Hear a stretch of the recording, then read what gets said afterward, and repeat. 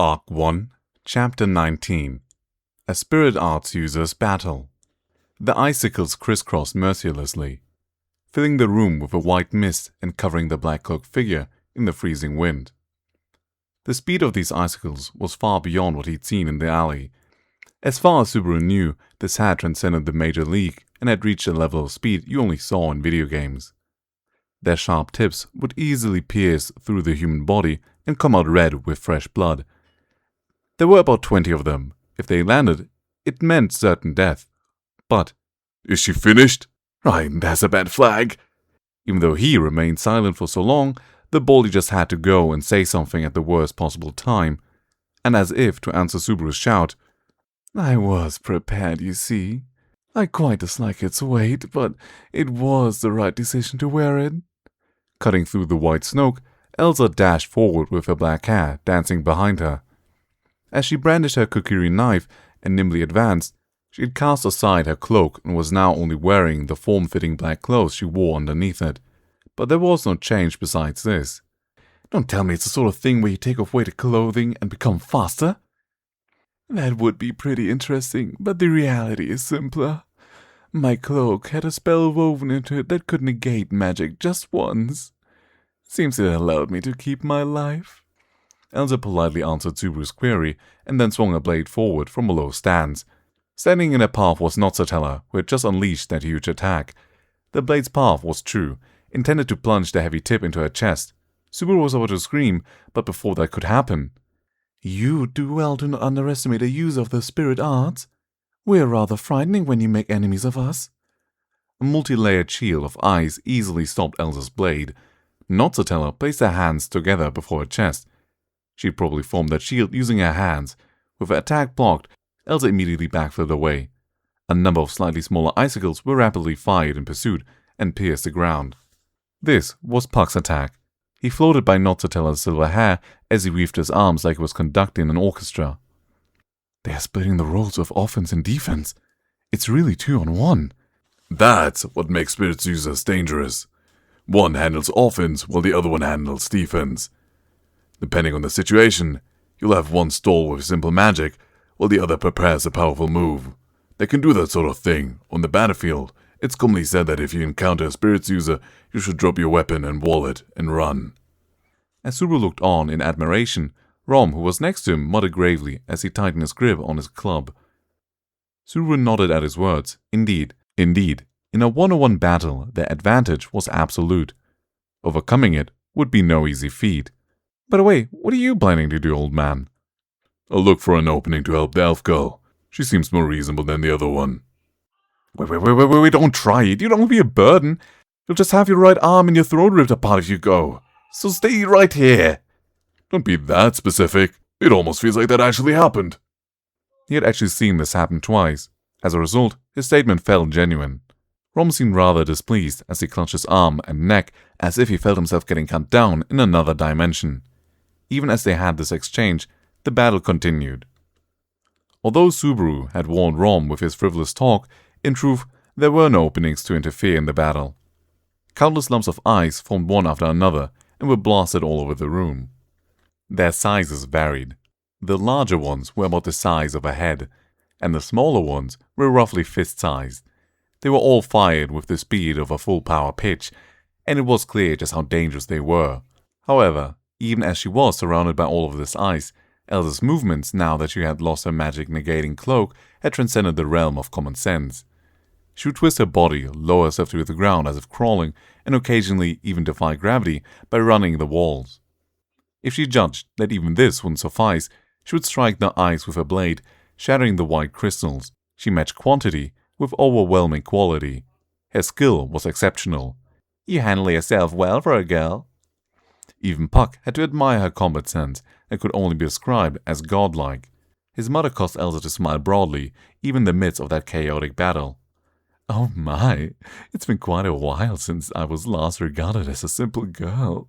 Most of my opponents might as well be babies from my perspective, but even so, you're so strong it's almost pitiful." "It's quite the honor to receive praise from a spirit." Genuinely delighted by this compliment, she swept away the ice surrounding her with her blade.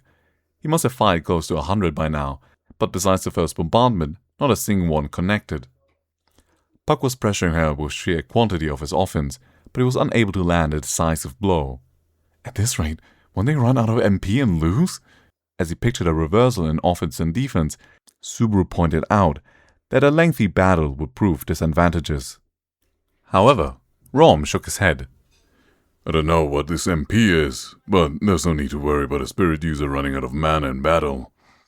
No need to worry about them running out of mana. Unlike magic users, spirit users do not use the mana within them, but rather the mana around them. Unless the world itself runs dry, a spirit user will never run out of mana. They've got unlimited gasoline, so they can rev their engine as much as they please, huh? Quite a cheat. Rom cocked his head. Subaru's response was completely incomprehensible to him. He then continued with his head still tilted. But there's also the matter of how long the spirit can remain corporeal. Once the spirit is gone, the situation might change drastically. Crap, that's right. It's almost 5, isn't it? In the first world, Puck went to sleep not long after sunset. It hadn't been that long since the fight started, but surely throwing around that much magic must have been significant drain on his mana reserves or whatever. Subaru's worries. This is bad. I'm getting a little drowsy. Actually, I was fighting in my sleep just now. Hey, Puck, get it together. I'm up, I'm awake, I'm definitely not sleeping. His voice is so low. Isn't that conversation super concerning? Seemed to be right on the mark. Puck seemed to be nodding off already, and he could see that Notzateller, who had Puck on his shoulder, was also starting to look anxious. Just when it was getting good, you're not even paying attention. How cold. That's the problem with being a popular guy. The girls just won't let you sleep, but staying up too late is terrible for your skin, you know. Bending her knee slightly, Elsa prepared to leap. Anticipating this, Puck shrewdly winked at her and spoke. How about we go ahead and put an end to this? You must be tired of seeing the same old performance, right? My leg. The instant she tried to advance, she tipped forward and had to put out her hands to stop her fall. Subaru stared in shock at this unbelievable screw-up, the reason for which was at her feet. Elsa's right foot was stuck to the frozen floor. The shattered ice had slowly piled up and had now been used to trap her foot. It's not like I was just firing randomly, you know. So you've got me, is that right? Just think of it as a difference in experience. I believe this is worthy of some praise. Good night. As he threw his chest out, Puck's small body started to waver. He thrust his hands out in front of him, a pose that suggested he was about to use a killer technique, and started gathering up the largest amount of magic thus far. Even Subaru could see it radiating from him. The magic power did not turn into ice. It was fired as pure destructive energy. The bluish-white light froze everything in its path and dyed the loot house white in one fell swoop. The energy passed through Elsa and slammed into the entrance to the loot house, blowing away the poorly fitted door. The freezing waves left in the aftermath even reached outside. Once that magnificent light passed through, all that was left was frost. The goods, the furniture, the counter, everything was completely frozen. Naturally, anyone who took a direct hit would inevitably be turned into an ice sculpture. However, you're joking. I'm afraid not. Splendid. I thought I was going to die. If she had taken it head on, perhaps. You're a girl, so I can't really praise that sort of thing. She had managed to avoid his last resort, but Puck wasn't any angrier than his words suggested. He truly was displeased by the act itself. Subaru could see blood dripping and traces of steam coming off the frozen floor. The source of the blood was Elsa's right foot. She was standing barefoot, just barely out of the path of Puck's attack, and a large amount of blood was pouring out of her right foot. It was only natural. After all, she had sliced off the sole of her foot. I was in such a hurry I almost chopped the whole thing off. That was a close one.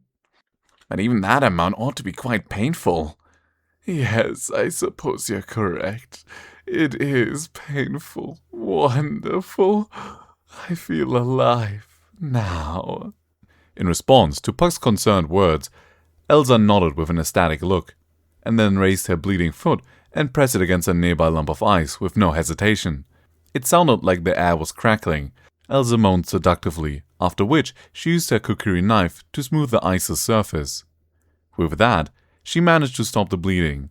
She had recklessly attached a part of the ice to her soul. It's a little hard to move, but it's enough.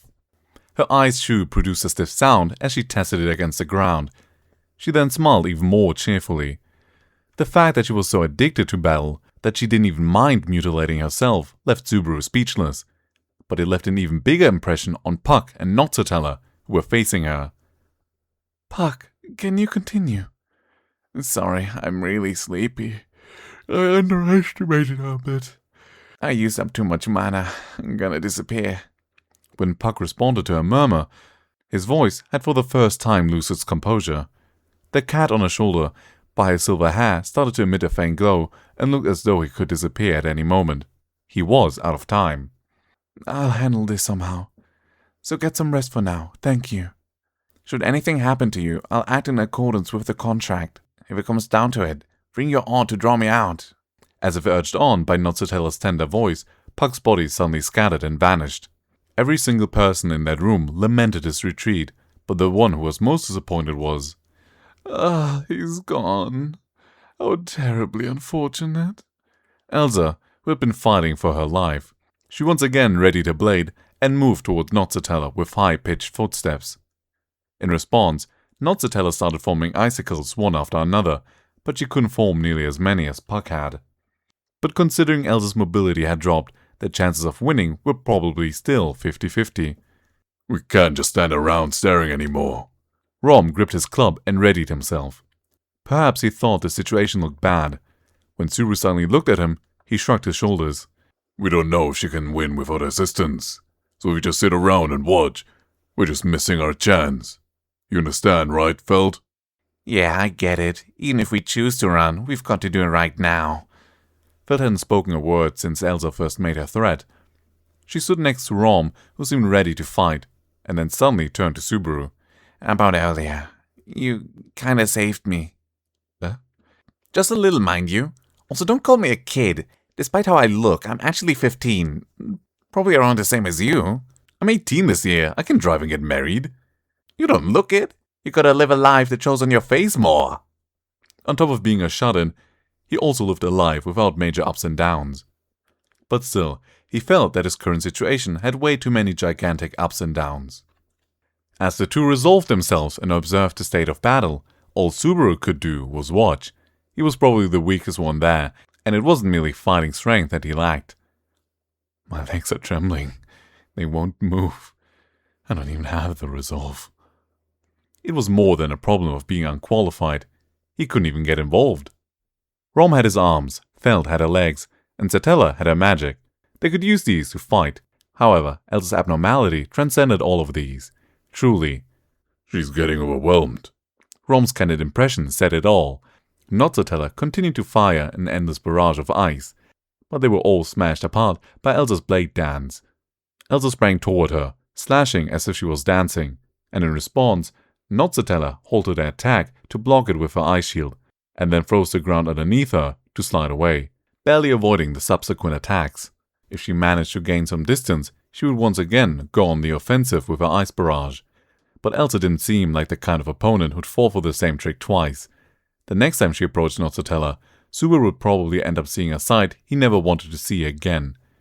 Here goes! Probably imagining the same thing, Rom roared as he joined the battle. He raised his club and produced a powerful wind as he swung it. A bit of the hair on the back of Elsa's head got caught up in this as she ducked. Oh dear, it's rather boorish to cut in on a dance. If you want to dance that bad, I'll make you dance the finest dance of all. Here, round and round! Rom thrust his spike club at her, changing the scope of his attack from a line to a point. This sudden unconventional attack was aimed at Elsa's throat, and the end result froze Rom's throat. What the hell? Because you're so strong, I can even do this. Elsa was on her tiptoes, standing on the tip of the club. There was a divinely inspired sense of balance to this disparity in power, the first time such acrobatics were performed. Before this miraculous balance could collapse, Elsa swung her blade horizontally. It was aimed at Rom's temple. The force was such that a direct hit would blow the top of his head off. As if I'd let you! Clang! A small knife was thrown into her blade's path, hitting it. The impact from directly below slightly disturbed the blade's movement, and the side of the blade jammed into his head. still retaining its speed. There was the dull sound of steel striking bone, and Rom's body collapsed to the side. Bad girl.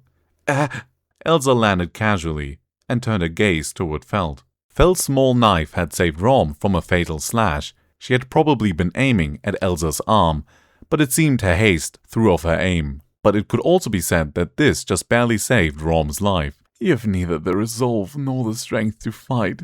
That being the case, you should have just cowered in the corner, making yourself small. With high-pitched footsteps, Elsa's dark figure seemed to be gliding as she instantly appeared before Felt. Rom was unconscious from the blow to his head, and since Notsatella had put some distance between them, she would not make it in time. Felt herself was paralyzed, like a frog in a snake's sights. Haidara! So the only one who could grab her small body and leap out of the way was the one who had been cowering in terror right next to her.